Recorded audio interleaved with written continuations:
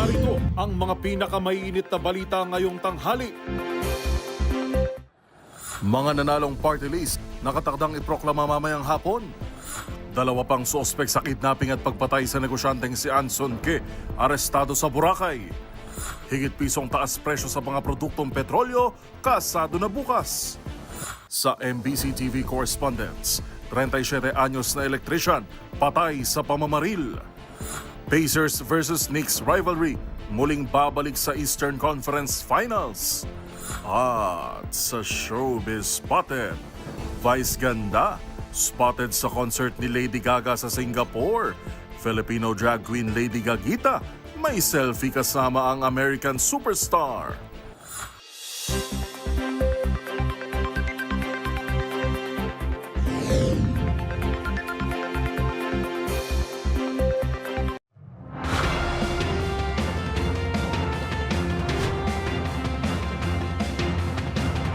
Bawat balita, makabuluhan. Bawat kwento, makapangyarihan. Boses ng Pilipino para sa Pilipino. Live mula sa MBC TV Studio. MBC TV Network News.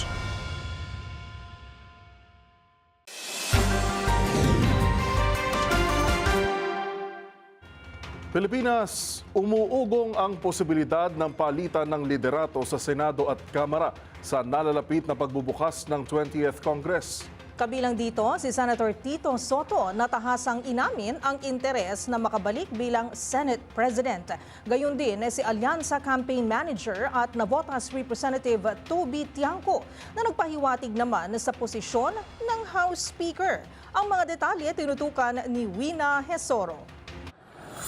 Hindi na nagpaikot-ikot si dating Senate President Vicente Tito Soto III tungkol sa interes niyang muling pamunuan ng Senado sa pagbubukas ng 20th Congress ngayong Hulyo. Ayon kay Soto, may 4 ng kasalukuyang senador ang humihimok sa kanya na muling tumakbo bilang pinuno ng mataas na kapulungan. Nang tanungin kung handa siyang hamunin ang kasalukuyang Senate President para sa posisyon, tahasang sagot ni Soto na magsisinungaling anya siya kung sasabihin niyang hindi. Ngunit agad niyang nilinaw na hindi siya yung tipong umiikot para humingi ng suporta mula sa kapwa senador. Ayon kay Soto, sinabi umano ng 4 na senador na may sapat na bilang na sila para suportahan ang kanyang pagbabalik bilang leader ng Senado. Kung magdedesisyon si Soto na bumalik muli sa labanan para sa ikatlong pinakamataas na posisyon sa gobyerno, kakaharapin niya si Escudero na isa ring kasapi ng Nationalist People's Coalition na siya rin mismo ang namumuno. Sa panig naman Escudero, sinabi nitong Senado pa rin ang may huling salita kung siya ay mananatili sa posisyon o papalitan.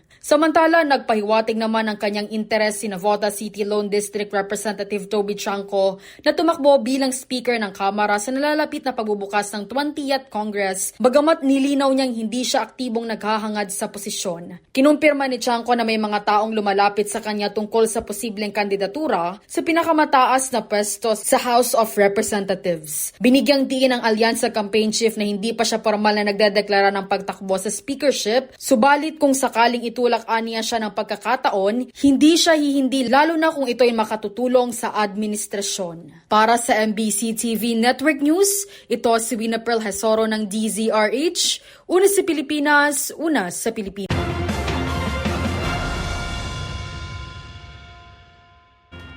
Samantala, arestado ng PNP Criminal Investigation and Detection Group ang 2 pang suspect sa pagdukot at pagpatay sa Filipino-Chinese steel magnate na si Anson Ke at kanyang driver na si Armani Pabilio. Nadakip si Wenli Gong at isa pang suspect na kinilalang si Wu Jiaping sa isang high-end Boracay resort sa Malay, Aklan.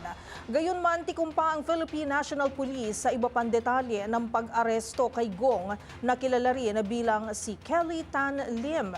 Batay sa report, si Gong ang main ransom negotiator sa nangyaring kidnapping kay Ke at siya rin ang may kontrol sa mga e-wallet na ginamit upang maipadala ng pamilya ni Ke ang 200 million pesos na pera. Si Gong din ang humikayat kay Ke at sa driver nito na magtungo sa May Kawayan, Bulacan kung saan sila dinukot at pinatay. Una rito, 3 suspect ang inaresto ng PNP noong 1 buwan na nasa kustodiya na ng anti-kidnapping group.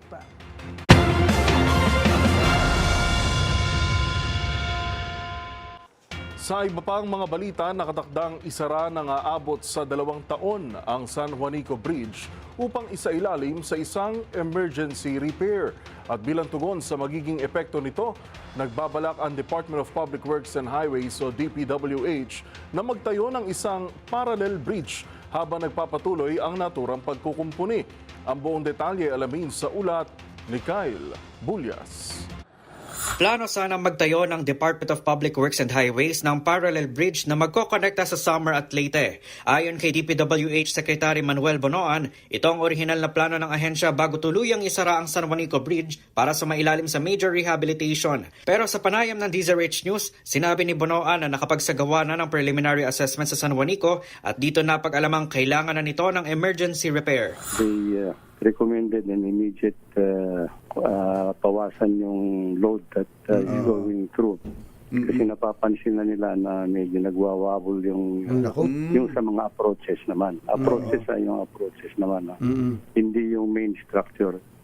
There are two or three segments yata na napansin nila na kailangan kumpunihin kaagad.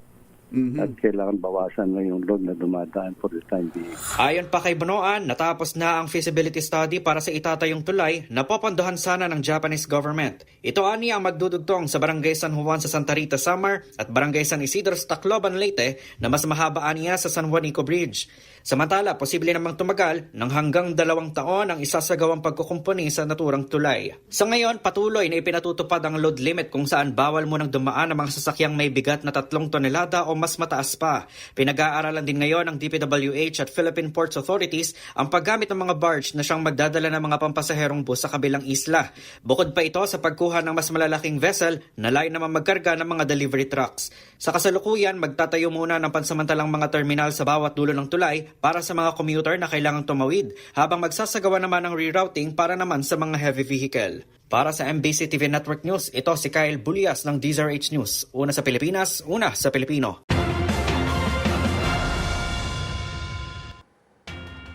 Abiso sa mga motorista, kasado na bukas ang higit pisong taas presyo sa mga produktong petrolyo.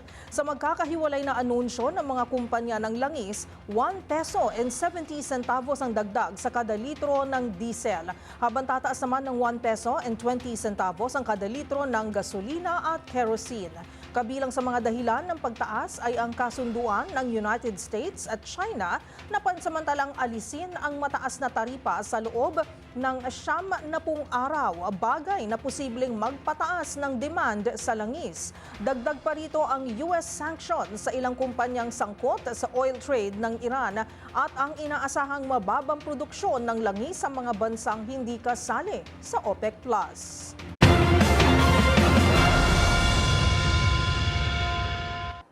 Samantala, formal nang kikilalanin mamayang hapon ang mga nagawaging party list na mabibigyan ng pwesto mula sa 63 congressional seats para sa nagdaang desisyon 2025. Pero bago yan, nitong Sabado ay naiproklama na rin ng COMELEC o Commission on Elections ang 12 bagong senador na mauupo sa 20th Congress. Sa balitang yan, tinutukan ni Dustin Bayog. Nakatakda ng iproklama ngayong araw ng Commission on Elections o COMELEC ang mga nagwaging party list sa katatapos lamang na 2025 national and local elections. Ayon sa COMELEC na siya ring National Board of Canvassers o NBOC, sabay na kompleto ang pagbilang ng boto ng party list at ng mga senador. Pero ngayong araw ang tinakdang proklamasyon upang bigyan daan ng kompetasyon sa kung ilang miyembro ng party list ang mauupo sa Kongreso. Dagdag pa ng COMELEC, 63 sectoral seats ang makukuha ng mga party list na siyang 20% ang House of the Representatives kung saan kailangan makakuha ito ng at least 2% na kabuang boto para sa guaranteed seat. Noong Sabado ay nauna ng pinoproklama 12 senador na nagwagi noong eleksyon na ginanap sa Manila Hotel, Tent City. Sa kanyang talumpati, binigyan din ni COMELEC Chairman at Attorney George Garcia ang naging papel ng kabataang bumoto sa nagdaang eleksyon. At sa hanay ng mga bumoto, namumukod tangi ang lakas ng tinig ng kabataan. Ang millennials at Gen Z na madalas na pagkakamalang tahimik o abala sa sarili nilang mundo ay buong giting na nakisangkot, nakibahagi at tumindig para sa ating kinabukasan. Hindi na sila maaaring paratangan o pagbintangan na nananatili sa gilid ng kasaysayan. Kasabay nito nagsimula ang proklamasyon mula sa ika-12 pwesto kung saan nakuha ito ni Senador Amy Marcos na mayroong 13.3 milyong boto. Ikinararangal kong maging ika-12 sa listahan ang tumapos sa lahat na ito. Salamat sa inyong lahat. Sinundan naman siya ni Senador Lito Lapid na may kaparehong 13 milyong boto na nangako masisipagan pa sa paggawa ng mga batas na makakatulong lalo na sa mga mahihirap. Nakuha naman ni Camille Villar na kapatid ng isang senador na si Mark Villar ang ika-10 pwesto na may 13.6 million votes na hindi maiwasang maluwa sa kanyang talumpati. Sa lahat po ng ating mga kababayan na tumulong po sa akin at nagbigay ng tiwala at suporta, maraming salamat po. Iingatan ko po ang inyong tiwala at suporta. Sumunod kay Villar ang 3 miyembro ng Alyansa Slate na sina Senador Pia Cayetano, Senador Tito Soto at Senador Ping Lacson at sinundan ng miyembro ng PDP laban na si Senador Rodante Marcoleta para sa ika-10 na pwesto na mayroong 15.2 milyong boto. Hindi naman nakadalo si ngayon Senador Kiko Pangilinan na nasa ika-5 pwesto dahil kinailangan nitong dumalo sa graduation ng kanyang anak na si Frankie Pangilinan sa Amerika. Pagkakaisa naman ang isa sa binigang diining ngayon Senador Erwin Tulfo na nakakuha ng ika-4 na pwesto na may 17.1 million votes. Unity is not just a concept we talk about during elections. It is the foundation of a strong and resilient nation.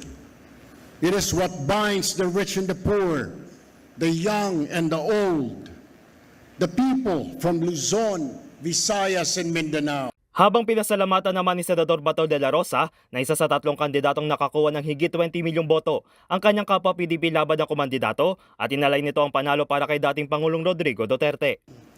Alam ko po, yung botong binigay nyo sa akin, yun po ay protest vote sa kinahinatnan ng ating dating Pangulong Duterte.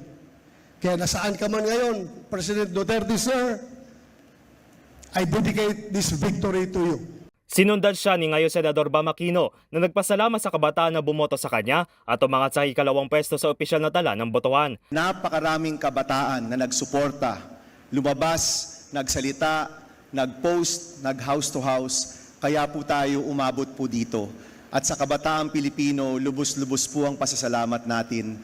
Maraming salamat. Huli na bang prinoklama ng una sa botohan na si Senador Bongo na nakakuha ng malaking lamang at mayroong higit 27 milyong boto. Sa kanyang talumpati, nagpasalamat ito sa bawat Pilipinong bumoto sa kanya at nagpasalamat din sa dating Pangulo at kay Vice President Sara Duterte. Hindi rin matutumbasan ang aking pasasalamat kay dating Pangulong Rodrigo Duterte na naging mentor at inspirasyon ko sa pagseserbisyo sa loob ng mahigit 2 dekada. Samantala, nagsabi sa Atty. Garcia na maghahanda sila ng resolusyon ngayong araw kaugnay sa mga party list, partikular na sa magiging alokasyon ng mga ito sa Kongreso. Para sa MBC TV Network News, ito si Dustin Bayog ng DZRH TV.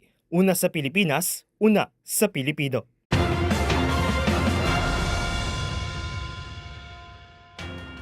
Sa kapapasok lamang din na balita, inanunsyo ng Commission on Elections sa COMELEC na ipagpapaliban nito ang nakatakda ng proklamasyon ng 2 party list, kabilang ang isa sa top 3 party list na gagawaran dapat ng 3 upuan sa Kamara. Ang mga pinakahuling detalye ihahatid live ni Boy Gonzales. Boy! Handa na ang COMELEC sa proklamasyon ng mga nanalong party list sa mamayang alas ng hapon dito sa Tent City sa Manila Hotel. Ayon kay COMELEC Chairman na George Erwin Garcia, 54 na party list group ang nanalo sa katatapos na halalan. Bubuin nila ang 63 seats sa Kamara na nakalaan sa party list, pero may 2 party list ang sinuspinde ang proklamasyon na may pending na petition sa COMELEC. Hindi muna pinangalanan ni Chairman Garcia kung anong grupo ito, pero ang isa sa kanila nakakuha ng 3 seats habang yung isa naman ay 1 seats. Pakinggan natin si Chairman George Garcia. Sinuspend ang proklamasyon dahil mayroon silang pending case sa COMELEC. Again, inuulit natin, hindi po nangangahulugan, hindi sila nanalo. Nanalo po sila. At mas maganda po yung ganito para naman sa kanila ring pong interest dahil nga po kung ipoproklama tapos later on makakancel pala ang kanila accreditation, hindi po para mas masakit sa kalooban yon. Mas maganda po, i-resolve na lang muna yung kaso. Yung po ang naging desisyon ng National Board of Canvassers. So, isa po doon ay nakatatlo at isa naman po doon ay nakaisa na seat. Pangako ni Garcia, didesisyonan nila ito bago ang June 30. Kahapon ay naipamahagi na ng COMELEC ang imbitasyon. Bawat party list, papayagan na magkaroon ng hanggang 10 kompanyon o kasama. Bigaya ng senador, hindi na sila mag-speech mamaya. Unfair naman kasi anya kung mapaproklama ang mga ito, tapos sa huli, makakansela ang kanilang registration. Para sa MBC TV Network News, ito si Boy Gonzales, una sa Pilipinas, una sa Pilipino. Maraming salamat, Boy Gonzales.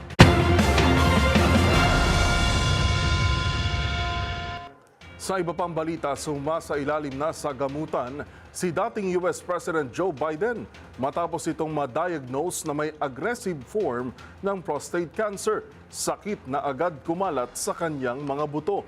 Nagpaabot naman ng mensahe si kasalukuyang US President Donald Trump kaugnay na malungkot na revelasyon ng kampo ni Biden. Kung ano yan, alamin sa report ni James Galange. Nakitaan ng isang aggressive form ng prostate cancer si dating US President Joe Biden na kasalukuyang kumakalat na sa kanyang buto ayon sa ulat na inilabas ng kanyang opisina nitong umaga. Yan ay matapos makaranas ng mga sintomas sa pag-ihi at isang hormone-sensitive na kondisyon kaya't kinakailangan umano ng masusing atensyong medikal. Kasalukuyang isinailalim na sa iba't ibang treatment options ang dating Pangulo para malaman ang kabuang diagnosis nito. Ngunit ayon sa mga doktor, ang mga kanser na kumakalat na sa buto ay karaniwang ikinokonsiderang nasa stage 4 at ang prostate cancer isa sa mga uri ng cancer na madalas na nadidiskubre sa mas maagang yugto. Ayon naman sa Centers for Disease Control and Prevention, bibihira lamang ang gaytong kondisyon kung saan 8% ang nasa advanced stage ang naitala noong 2021 kumpara sa 70% na may mahigit 200,000 cases sa Amerika. Sa isang online post naman, US President Donald Trump sa social media platform na Truth Social, nagpaabot naman ito ng simpatya kay Biden at iniling ang mabilis at agaran nitong paggaling. Matatandang ilang beses nagkaroon ng patutsyada si Trump laban kay Biden patungkol umano sa naging pamamahala nito sa kanyang nagdaang administrasyon. Para sa MBC TV Network News, ito si James Galange ng DZRH TV, una sa Pilipinas, una sa Pilipino.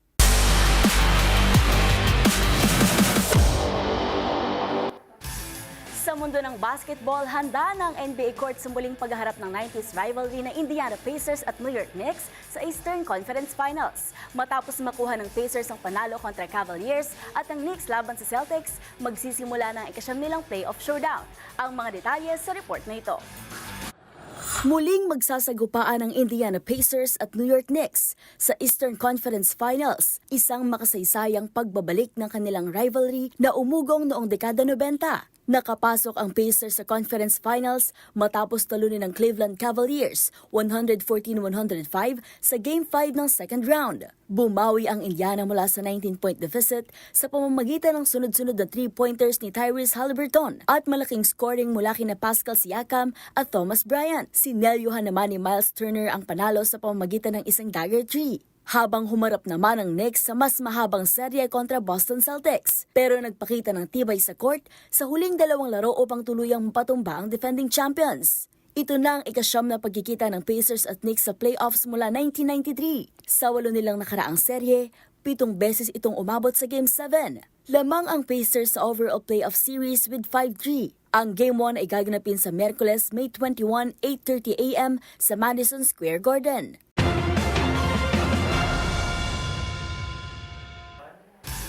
Sa aming pagbabalik, NU muling nagtala ng double gold sa UAAP Season 87 Volleyball.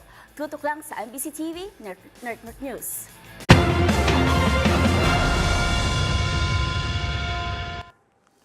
Narito pa ang mga balitang dapat ninyong abangan. 3 katao na sakay ng motorsiklo, patay matapos sumalpok sa truck. Sa MBC TV Global, inaugurasyon ni Pope Leo XIV, dinaluhan ng iba't ibang world leaders. Cardinal Tagle pinangunahan ng pagbibigay ng Fisherman's Ring.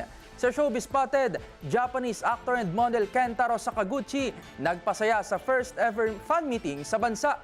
Sa trending and viral show, fur baby na marunong magturo ng laruan na gustong ipabili sa kanyang fur parent, kinaaliwan online. Lahat ng yan sa pagbabalik ng MBC TV Network News.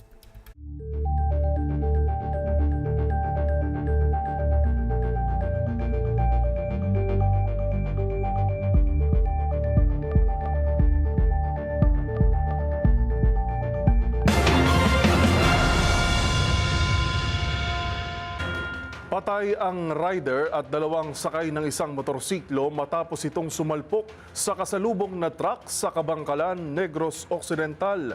Naidala pa sa ospital ang mga biktima pero agad ding idineklara ang dead on arrival. Narito ang ulat ni Rex Cantong. Patay ang tatlong mga angkas sa motorsiklo matapos aksidenteng nabangga sa isang truck sa Cruising Kabayuhan, Barangay Tampalon, lungsod ng Kabangkalan, Negros Occidental. Ang mga biktimang namatay kinilala na sina Rico Ayan Samanero, 26 anyos, driver ng motorsiklo, at ang backrider na sina Jomel Hamaybay, 21, at Robin Kausapin, 19 anyos, pawang mga residente ng Sitio Igang ng nasabing barangay. Ayon kay Police Lieutenant Colonel Roberto Injape, hepe ng Kabangkalan City PNP, minamaniho ni Samanero ang motorsiklo ng aksidenteng nakabangga sa truck na minamaniho ni Gerardo Makilan III, 40 anyos, residente ng Purok 2, Barangay Lukutan, lungsod ng Kabangkalan. Dagdag pa ni Injape, dinala pa ang mga biktima sa Kabangkalan City Hospital. Subalit idineklarang dead on arrival ang mga biktima. Nasa kustodiya ng Kabangkalan City Police Station sa ngayon ng driver ng nasabing truck. Para sa MBC TV Network News, ito si RH46 Rex Cantong para sa DZRH, una sa Pilipinas, una sa Pilipino.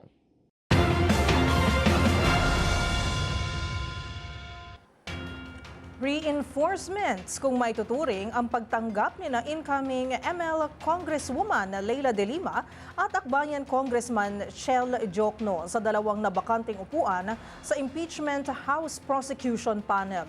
Kung sakaling mangyari ito, naniniwala ang isang kongresista na paiigtingin ng dalawa ang legal credibility sa naturang kaso. Narito ang report ni Milky Rigunan. Pinabura ng ilang leader ng Kamara ang pagsama ni na dating Senator Leila De Lima at Attorney Shell Jokno sa komposisyon ng House Prosecution Team sa impeachment laban kay Vice President Sara Duterte. Kumpiyansa si House Deputy Majority Leader Paulo Ortega V ng La Union na ang posibleng pagsali ni na De Lima at Jokno ay magdadala ng matinding lakas sa legal aspect at magpapatibay sa credibility and integrity para mapanagot ang pangalawang Pangulo. Ipinagmalaki ni Ortega na sina De Lima at Jokno ay kapwa kinikilalang mga eksperto sa batas at matagal ng kritiko na mga pag-abuso sa karapatang pantao. Ang pagsamaan niya naman ito sa prosecution panel ay magpapabigat sa impeachment case laban kay VP Sara. Sa panig naman ni House Assistant Majority Leader Sia Alonto Adyong, ang pagsama ni De Lima at Jokno sa prosecution panel ay nagpapakita ng determinasyon ng Kamara na papanagutin si VP Sara sa pamagitan ng impeachment process. Sa pagpasok ng 20th Congress sa Hulyo, si Jokno ang kinatawan ng Akbayan Party List at si De Lima naman ang kinatawan ng Mamayang Liberal Party List. Para sa MBC TV Network News, ako si Milky Rigunan, una sa Pilipinas, una sa Pilipino. Samantala, taos-puso namang nagpasalamat si Senator Lito Lapid sa publiko na muling nagtiwala sa kanya bilang re-electionist sa Senado para sa 20th Congress. Habang nagpasalamat din ang ilang senatoriables na inendorso ng PDP laban na nagwagi sa nagdaang Desisyon 2025. Magbabalita si Raymond Dadpaas. Lubos ang pasasalamat ni Senador Lito Lapid sa mga kababayan nating nagtiwala sa kanya sa katatapos na 2025 midterm election. Ito ay kasunod ng kanilang proklamasyon noong araw ng Sabado at officially siya ang pang-11 sa mga nanalong senador. Pangako ni Lapid, ibabalik niyang ipinakitang pagmamahal sa kanya ng publiko sa pagitan din ng pagmamahal at tunay na serbisyo lalo na sa mga sektor na nangangailangan. Si Lapid na tinaguriang Supremo ng Batang Quiapo ay nakakuha ng 13,394,102 votes para sa kanyang ika-4 na termino bilang senador. Maraming salamat po. Unang-una ang ating mahal na Panginoon at sa ating mga kababayan na tumulong sa akin at tumuporta. Patuloy nila akong minamahal at ayun nga po ay papalitan po natin ng pagmamahal at pagsuyo at pagseserbisyo sa ating mga kababayan na mahihirap. Ako po, sana po pagbigyan nyo at gagawa ako ng paraan para mapagserbisyo ang ating mga kababayan na mahihirap. Maraming salamat po sa suporta at pagmamahal nyo. Mabuhay po kayo lahat, mabuhay ang Pilipinas. Sa kanilang proklamasyon ay nagpasalamat din sina re-elected Senators Amy Marcos, Bato de la Rosa at ang top notcher sa 2025 senatorial election na si Senador Christopher Bongo dahil sa suportang nakuha mula sa ating mga kababayan. Para kay Senador Marcos, ipinagmamalaki nito na siya ang pang-12 nitong katatapos na halalan. Kapwa nila iniaalay ni na Senator Bato at Go ang kanilang panalo kay dating Pangulong Rodrigo Duterte kahit na siya ay nakakulong na ngayon sa International Criminal Court o ICC sa The Hague, Netherlands. Kasama nilang nare-elect si Senador Pia Cayetano na siyang nasa ikasyam na pwesto. Para sa MBC TV Network News, ito si Raymond Adpaz ng DZRH, una sa Pilipinas, una sa Pilipino.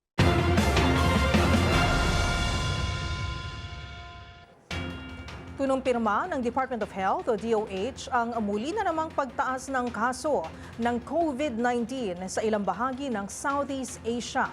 Bagamat hindi tinukoy ng ahensya kung saan ang mga apektadong lugar, may mga ulat ng pagdami ng bagong kaso sa Hong Kong, Singapore at Thailand ngayong taon.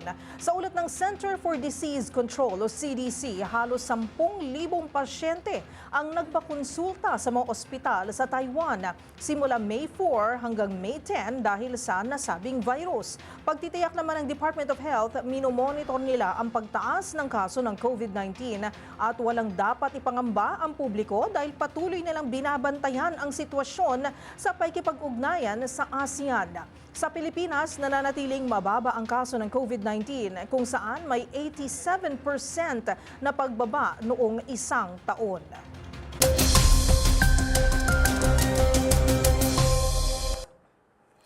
Pilipinas, tila hati sa taginit at tagulan ng ating buong kapuluan, bunsod ng dalawang umiiral na weather systems. Nababalot pa rin ng makapal na kaulapan ng southern portion ng bansa, epekto ng Intertropical Convergence Zone o ITCZ. Iba yung pag-iingat sa dala nitong malalakas na pagulan at thunderstorm sa buong Mindanao, isla ng Palawan at maging sa Negros Oriental at Siquijor. Habang sa northern sections naman ng bansa, kabilang ng Metro Manila, mararanasan pa rin ang fair weather condition at matinding alinsangan ngayong tanghali dahil sa easterlies. Kasama din ito ang banta ng delikadong 45 degrees Celsius na heat index sa Apari, Cagayan at Dagupan, Pangasinan. Gayunman, magdadala rin ito ng mga pagulan sa eastern Samar, sa Leyte at sa southern Leyte. Sa 3-day weather forecast ng Pag-asa, tinatayang magpapatuloy ang masungit na panahon sa malaking bahagi ng Mindanao at Palawan. Sa mga kababayan natin sa Davao City, asahan pa rin ang mga pagulan hanggang sa Miyerkules dulot ng ITCZ. Pero pagsapit ng Huwebes ay bahagyan ng bubuti ang ating panahon. Samantala, muling ibinandera ng isang kababayan natin ng watawat ng Pilipinas sa itinuturing na tuktok ng mundo sa taas na 8,848.86 meters o 29,028 feet above sea level. Alam niyo ba na matagumpay na naakyat ng Filipino mountaineer at tubong Cotabato City na si Rick Rabe ang tuktok ng pamosong Mount Everest sa Nepal? Siya ang unang Pilipino na matagumpay na nakaabot sa Mount Everest Summit sa loob ng halos 2 dekada at ikasyam overall, kasunod ni Reggie Pablo noong 2007. Ang mas lalo pang ikinamangha ng publiko, inakyat ni Rabe ang Mount Everest nang walang sponsors, taglay lamang ang determinasyon at tibay ng loob. Agad namang sumunod kay Rabe ang mga kasabayan niyang sina Gino Panganiban ng Pasig at Miguel Mapalad ng San Juan City. Ang tanong, sino pa kaya ang mga susunod na Pilipinong mapapagtagumpayan ang tinaguriang Goddess of the Sky? Para sa MBC TV Network News, ako si Arnold Herrera. Una sa Pilipinas, una sa Pilipino.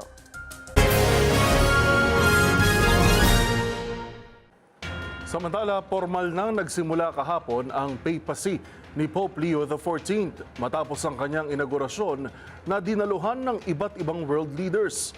Habang isa namang Mexican Navy ship ang sumalpok sa isang tulay sa New York City na ikinasawi ng 2 individual at ikinasugat ng 22. Ang mga balita mula sa ibayong dagat tinutukan sa Global Headlines Report ni James Galange.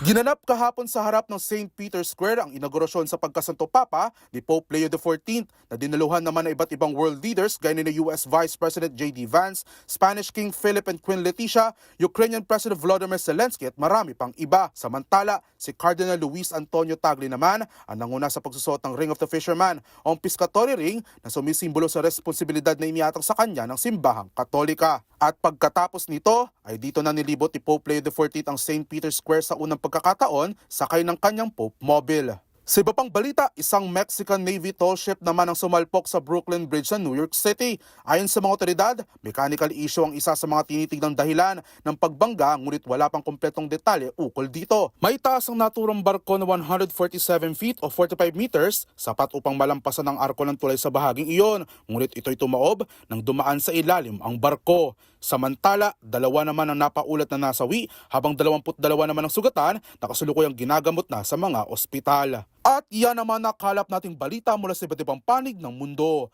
Para sa MBC TV Network News, ito si James Galangin ng DZRH TV, una sa Pilipinas, una sa Pilipino.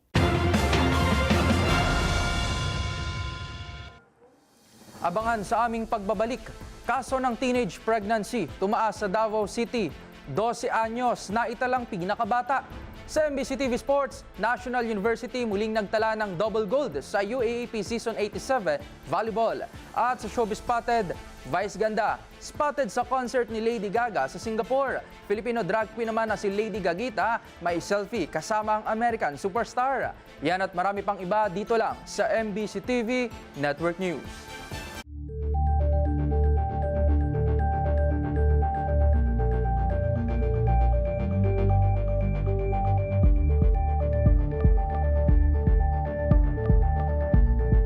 Nagpakilig at nagmasaya ang Japanese actor at model na si Kentaro Sakaguchi dito sa bansa para sa kanyang 2025 Asia Tour fan meeting. Ang mga naging kaganapan dito sa SM North Sky Dome para sa first ever fan meeting ng Japanese heartthrob, silipin sa aking Showbiz Report. Pinilahan ng maraming fans ang SM North Sky Dome sa Quezon City upang makita ang Japanese model at actor na si Kentaro Sakaguchi para sa kanyang 2025 Asia Tour fan meet na kabilang ang Pilipinas. Nagmula pa nga sa iba't ibang probinsya ang ilang fans na dumalo para sa kauna-unahang fan meeting ng Japanese actor. Tulad na lamang na magkaibigang sina Ali at Ryan na dumayo pa mula sa Cebu para lamang makita ang kanilang iniidolo. Kahapon pa kami nandito. Pumunta lang talaga kami for this event.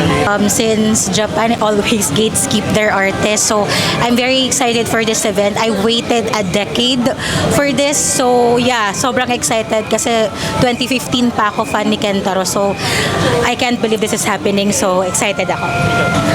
Yeah, it's actually kind of exciting. Fun lang kasi it's like the first ever fan meeting for Kentaro here, and it's very rare for a Japanese celebrity to actually hold a fan meeting.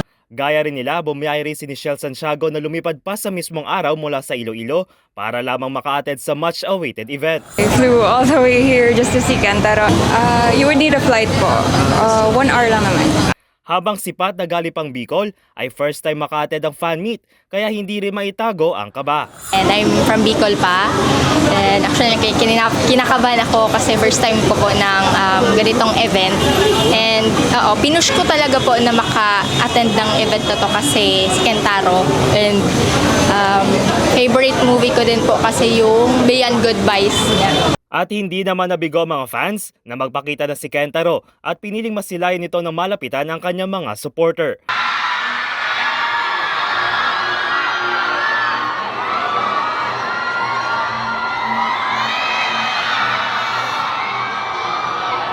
In-game rin ito sa ilang palarong inihanda ng naturang event at nagkaroon pa ng chance ang ilang fans na makakuha ng exclusive at signed na photocard mula sa Japanese actor.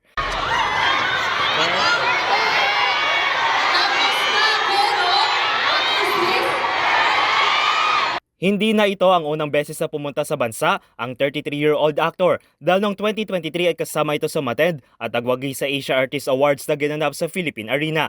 Naunang nakilala sa modeling hanggang sa pasukin ni Kentaro ang acting at gumanap sa ilang series tulad ng Heroine Disqualified hanggang sa bumida na ito sa ilang series tulad ng Signal, The Last 10 Years at ang Japanese-Korean romance melodrama na What Comes After Love na inilabas noong nakarang taon.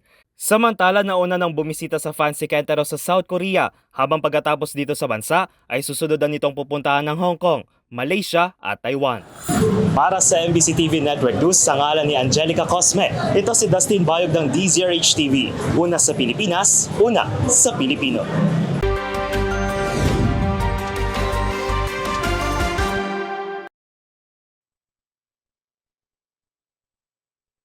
Anyos na electrician matapos itong paulanan ng bala ng isang riding in tandem sa Lauac, Pangasinan.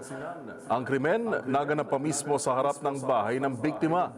Yan at ang iba pang mga rumarapidong balita mula sa probinsya, hatid ng iba't ibang istasyon sa ilalim ng MBC Media Group. Hindi na umabot ng buhay sa Manawag Community Hospital ang isang 37 anyos na electrician na residente ng barangay Marabuk, Lawak, Pangasinan matapos itong pagbabaril ng riding in tandem suspect. Sa ulat ni Lawak Chief of Police Major Napoleon Election Jr., alas 10 ng gabi habang nasa harapan ng kanilang tahanan ng biktima, pinagbabaril ito ng riding in tandem suspect na mabilis na humarurot patungong east direction. Nagtamo ng tama ng bala sa iba't ibang bahagi ng katawan ng biktima na naitakbo pa ng MDRMO ambulance sa paggamutan, subalit idineklarang dead on arrival na ng attending physician. Agad nagkasa ng dragnet operation ng PNP at nagpass alarm sa mga katabing munisipalidad para sa posibleng pagkaaresto ng mga suspek. Nagpapatuloy pang malalimang investigasyon nga ginagawa ngayon ng Lawak Police. Para sa MBC TV Network News, ito si Freddy Pajardo, Aris 38, una sa Pilipinas, una sa Pilipino. Balita mula sa Davao City, isang 12 anyos na batang babae ang naitala bilang pinakabatang ina na nanganak sa Southern Philippines Medical Center o SPMC. Ayon kay Dr. Mary Lee Lim, isang fellow ng Philippine Obstetrical and Gynecological Society o PUGS. Sa kabila ng panganib na kaakibat ng pagbubuntis sa murang edad, matagumpay na naisilang ng minor de edad ang kanyang sanggol sa pamamagitan ng normal na vaginal delivery. Ayon kay Dr. Lim, ang insidente ay patunay ng patuloy na pagtaas ng bilang ng teenage pregnancy sa Davao City, isa sa mga lugar na may pinakamataas na insidente ng maagang pagbubuntis sa buong bansa. Bilang tugon, pinalalakas ng PUGS Mindanao Chapter ang kanilang kampanya sa reproductive health education, partikular sa mga paaralan. Layunin nitong mapalawak ang kaalaman ng kabataan tungkol sa mga mapanganib na maagang pagbubuntis at ang kahalagahan ng tamang impormasyon sa pagdedesisyon para sa kinabukasan. Batay sa mga karanasan ng mga pasyente, ang mga pangunahing sanhi ng teenage pregnancy ay kinabilangan ng disorganisadong pamilya, impluwensya ng barkada, social media, kultura, tradisyon at higit sa lahat ang malalang isyo ng sexual na pang-abuso. Para sa MBC TV Network News, ito si June Soter, una sa Pilipinas, una sa Pilipino. Tinatayang nasa megit sa 300,000 halaga na droga ang nakumpiska sa isang tulak ng droga at baril sa bagong lipat pa lang na sospek sa isang apartment sa Sitio Maligaya, Barangay Gugo, Samal, Bataan. Naaresto ito alas 7:40 kaninang umaga ng mga tauhan ni Samal Chief Police Major Gary Lupian na nakumpiskahan ito ng 56 gramo ng shabu na nagkakalaga ito sa 380,800 pesos at isang baril na 30 caliber revolver na may serial number at kargado ng 4 na bala. Ayon sa ulat, bagong lipat lang sa apartment ang suspect na taga-Pilar at wala pang isang buwan sa nabanggit na lugar nang ito ay maaresto. Mensahe ni PD Salvadora sa mga barangay at mga naninirahan sa kanilang mga lugar. Mensahe namin noon sa mga barangay, kung mayroon pong tao na hindi talaga lehitimo na taga sa inyo at nangungupahan, be sure po na i-check nyo muna at ipaalam nyo sa barangay nyo, ipacheck nyo kung talagang ito ay maayos. Kuhanan nyo ng details para eventually, katulad nito, yung pala ginagamit lang yung barangay nyo, medyo magiging pangit yung imahe ng barangay nyo. Kaya kailangan dapat kayo mismo, kayo na nasa barangay, kayong mga kapitbahay, kayo nagpapaupa, siguraduhin nyo na yung mga uupa sa inyo ay maayos at matitino at hindi gagawa ng kabulatugan na ikakasira ng barangay ninyo. Para sa MBC TV Network News, RH37, Danny Kumilang, una sa Pilipinas, una sa Pilipino. Ngayong nalalapit ng Brigada Eskwela ng DepEd, pinapaalala naman ni Schools Division Superintendent Dr. Godicia Alhibi ng DepEd Northern Samar na bawal ang mga guro sa pagsusolicit ng donasyon sa nakatakdang aktibidad batay ito sa pinapatupad na guidelines ng nasabing opisina. Itong malinaw na sinabi ng opisyal sa meeting ng Provincial School Board kasama ng ilang mga key personnel ng DepEd. Sa Facebook account ng Northern Samar Provincial Planning and Development Office, batay sa ginanap na meeting, inanunsyo ng nasabing SDA SDCS o Schools Division Superintendent ng kick-off ng Brigada Eskwela ay nakatakda sa June 7 at gaganapin sa bayan ng Victoria, Northern Samar sa tema na sama-sama para sa bayang bumabasa at magsisimula ito sa June 9 hanggang sa June 13. Sinabi ng opisyal, batay sa guidelines ang pagbabawal ng pagsusulisit ng mga guro, ito ay mahigpit na ipapatupad. Hinihikayat ang pagpapatupad lamang ng volunteerism at pakikilahok ng komunidad at public awareness campaign ng school personnel at aktibong pakikilahok ng mga stakeholders sa nakatakdang Brigada Eskwela na magsisimula naman ang klase sa June 16, araw ng Lunes. Mula sa MBC Network News, RH34 Jane Galit Bandayan, una sa Pilipinas, una sa Pilipino.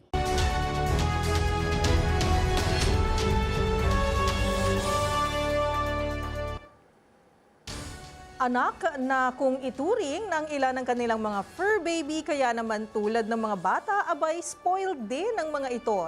Gaya na lamang ng aso na tampok sa viral video kung saan tila marunong magturo ng laruan na kanyang gustong ipabili. Bagay na kinaaliwan naman ng mga netizen. Ang cute na tagpong yan ni Shuri. Panoorin sa trending report ni James Galange.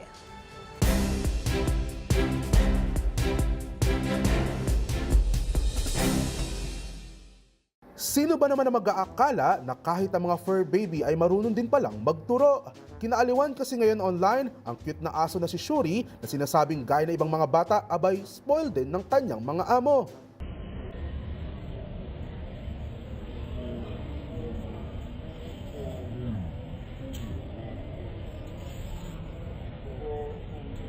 Makikita kasi sa video na sa unang tingin pa lang ni Shuri ay ang laruang bola na agad ang kanyang nais pagdiskitahan na kahit ang mga amo ay di na rin napigilang kunan ang cute na tagpong ito.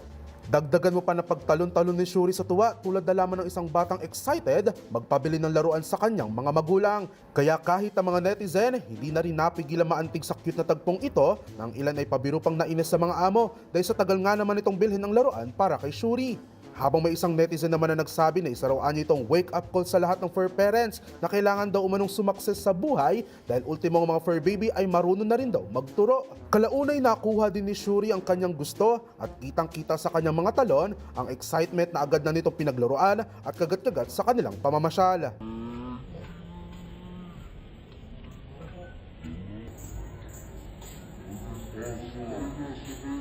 Samantala, umani na mahigit 2 milyong views ang naturang video sa TikTok. Para sa DZRH TV, ito si James Galange, una sa Pilipinas, una sa Pilipino.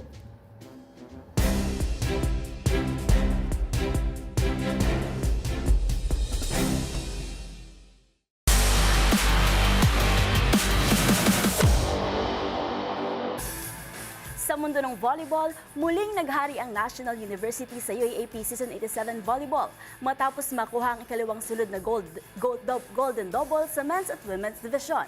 Yan ay makaraang masweep ng NU Bulldogs ang FEU para makuha ang ikalima nitong sunod na titulo sa men's volleyball. Para sa detalye, tutukan sa report na ito. Muling naghari ang National University sa UAAP Season 87 Volleyball matapos makamit ang kanilang ikalawang sunod na Golden Double matapos magkampiyon ng Bulldogs sa Men's Division at Lady Bulldogs sa Women's Division. Sa Men's Division, 5 sunod na taon ng kampiyon ang NU Bulldogs, ang pinakamahabang championship streak sa UAAP Final Four era. Tinapos nila ang serye kontra Far Eastern University sa isang sweep sa harap ng record-breaking crowd na 14,517 sa Mall of Asia Arena. Tinapos ni senior outside spiker Leo Aringo ang laro sa isang championship winning point. Siya rin ang pinangalanang Finals MVP dahil sa kanyang malaking ambag sa ompensiba at pumumuno sa koponan. Samantala, wala ring kupas ang NU Lady Bulldogs na tinapos ang finals sa isang dominating 3-0 sweep kontra De La Salle University para sa kanilang ikalawang sunod na kampyonato at ikatlo sa loob ng 4 na season. Sa kauna-unahang pagkakataon sa kasaysayan ng UAAP Volleyball, 2 manlalaro ang pinangalanang co-finals MVP.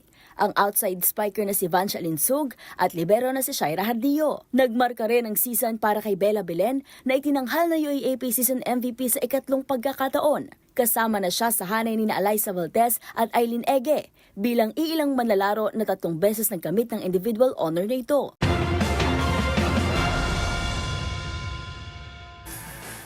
At yun ang mga latest update pagdating sa sports. Para sa MBC TV Network News, ito si Mili Borja ng DZRH TV, una sa Pilipinas, una sa Pilipino.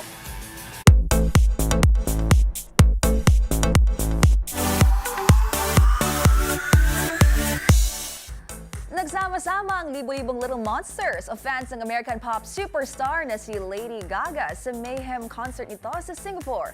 At kabilang nga sa mga naispatan doon, walang iba kundi si unkabogable star Vice Ganda. Habang ang Filipino drag queen at impersonator namang si Lady Gagita nagkaroon ng major fangirl moment ng lapitan ng singer. Narito ang Showbiz Report. Umarangkada kagabi ang Mayhem concert sa National Stadium sa Singapore ng American pop superstar na si Lady Gaga. At kabilang nga sa libo-libong Little Monsters na dumalo ay si unkabogable star Vice Ganda. Si Meme head turner sa kanyang custom-made red gown na gawa ng designer na si Jazz Cerezo. Sa pagdatingan ng TV host comedian sa venue, marami nagsilapitan para magpa-selfie.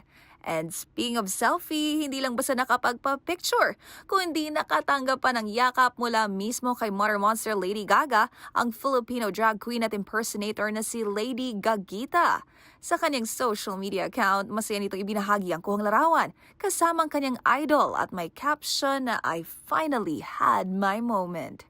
Ang kanilang pagtatagpo, nangyari nang bumaba si Lady Gaga sa stage noong kanyang vanished interview performance at pinuri pangaraw ng singer ang kanyang dress. Ilan pa nga sa iconic looks ni Lady Gaga na ni-create ni Lady Gagita recently ay yung sa Die With A Smile music video, gayon din sa Abracadabra na bahagi ng Mayhem EP at red carpet look nito sa nagdaang Grammys. Samantala, magpapatuloy ang Lady Gaga in Singapore concert mamayang gabi, sunod sa May 21 at ang last show ay sa May 24.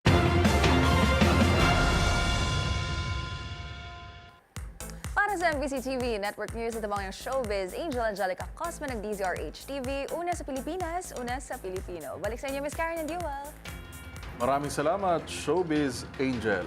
At iyan na po ang mga nakalap naming balita ngayong araw ng Lunes. Ito po si Yuel Reyes. At ako naman po si Karen Oyong. Magkita-kita tayong muli bukas, araw ng Martes, para sa mga balitang makabuluhan, mga kwentong makapangyarihan. Hatid ang boses ng Pilipino para sa Pilipino. Ito ang MBC TV Network News. Una sa Pilipinas, una sa Pilipino.